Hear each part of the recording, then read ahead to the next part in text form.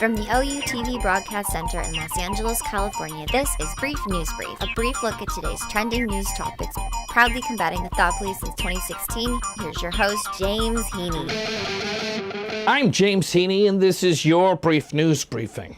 The Brett Kavanaugh hearings are off and running, and they started off with what I can only describe as a fever pitch over some documents. The Bush White House Library released 42,000 pages of documents from Kavanaugh's time that he spent in the White House. They released that on Monday.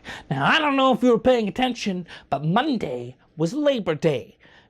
And where I come from, most government employees take the Labor Day off, so everybody that was going to attend the hearing was probably off on Labor Day. But let's suppose we live in a fantasy world where mail is delivered on Labor Day, and we can trust that these people attending the hearing had time to read 42,000 pages of documents? Is that a joke? Are they trying to troll Democrats?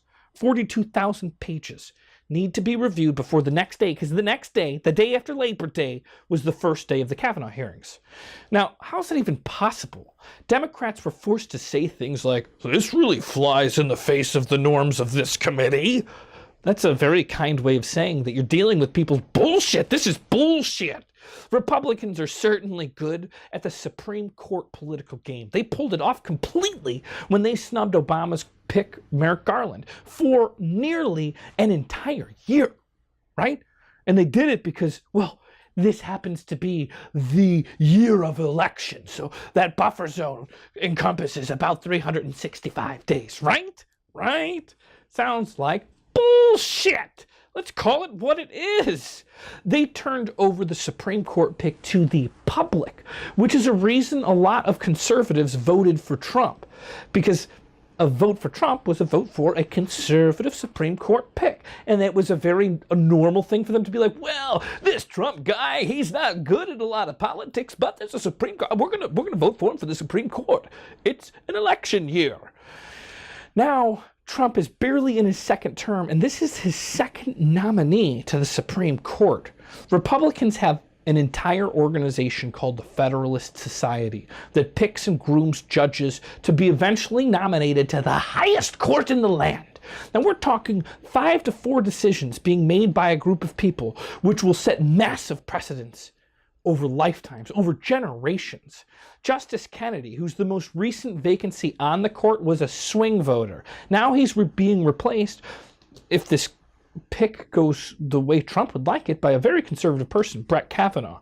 He's not going to be a swing voter. If you've ever seen him at a golf course, this guy gets a metal club, places it at the ground, and sprints full speed like a defensive tackle at the ball. I mean, maybe that's opinion, but you're not going to see this guy swing. Can we agree on that? He's not a swing voter. Maybe I exaggerated there.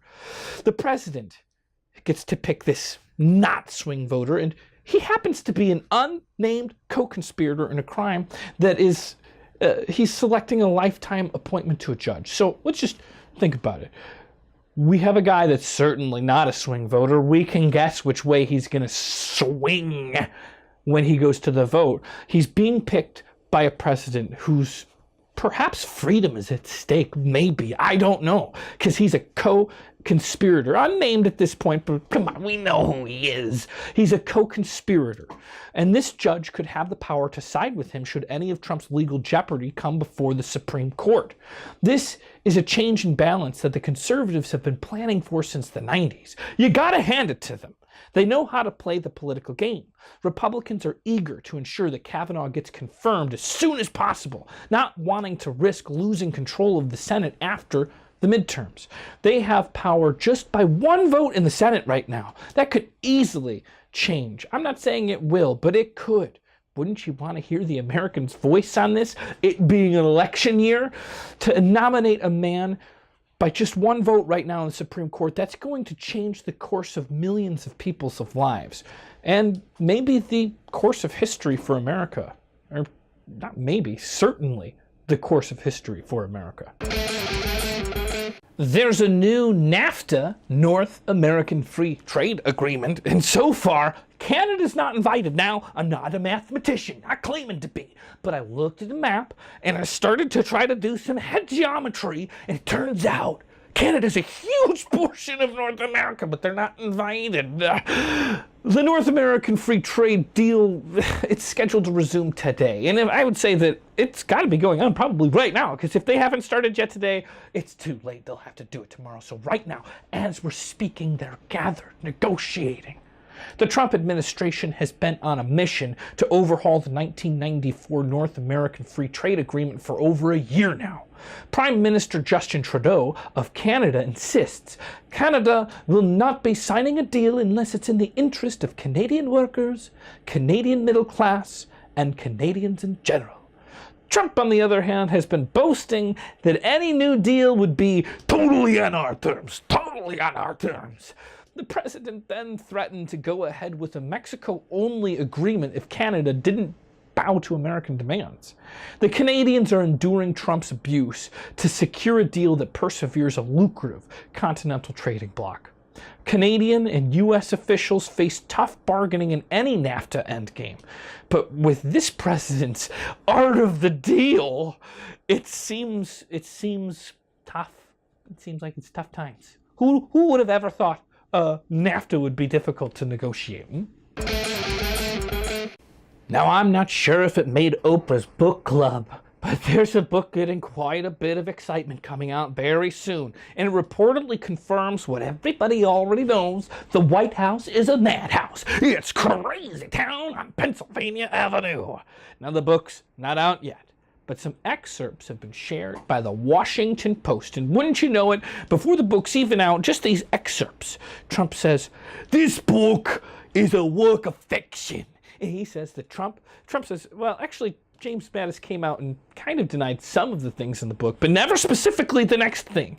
The next thing, let me just do a short reenactment of what this book says occurred. I might have some liberties, but for the most part, these are quotes in the book.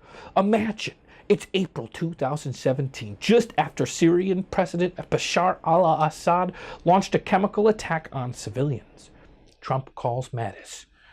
Boop, boop, bop, bop, beep, bop. Bring, bring. James, Mattis, mad dog. Yeah, just how you doing? Good, man. I'm just watching Fox and Friends, and there's this Bashar Assad guy. Here comes the quotes. I want to assassinate the dictator. Let's just fucking kill him. Let's go in and let's fucking kill the lot of them. Click. Oh, wait, you still there? I accidentally almost hung up. Mattis, what do you say? Well, it's mad dog Mattis. I say, I'll get right on it. Click. He hangs up the phone. And in the room, he told a senior aide, we're not going to do any of that. We're going to be much more measured. The National Security Team then went ahead and developed options for a more conventional airstrike that Trump ultimately did order. The gist is that the White House staff members and cabinet members are perpetually confounded by the president's lack of understanding about how the government functions and his inability and unwillingness to learn how it functions. Ouch! This is looking like a pretty spicy book. The special counsel Robert Mueller will reportedly accept some written answers from President Donald Trump about collusion with Russia. The New York Times reported Tuesday that the Mueller team made a concession letter to Trump's private lawyers. Trump is, of course, worried that sitting down with the Mueller team would be a perjury trap, although he is looking forward to it and would love to do it. Trump's former lawyer didn't want Trump to sit for an interview because I'm not going to let him sit there and look like an idiot. So far in the investigation, Mueller has obtained 6 guilty pleas, as well as the conviction of former Trump campaign chairman Paul Manafort. The investigation is expected to go quiet while the midterm election gears up. Paul Manafort, Trump's former campaign chairman, will be on trial again in the coming weeks. The trial is set to open on September 24th, unless the idea of a trial is too risky for the midterm elections. Oh God, I would hate the Americans to find out the truth.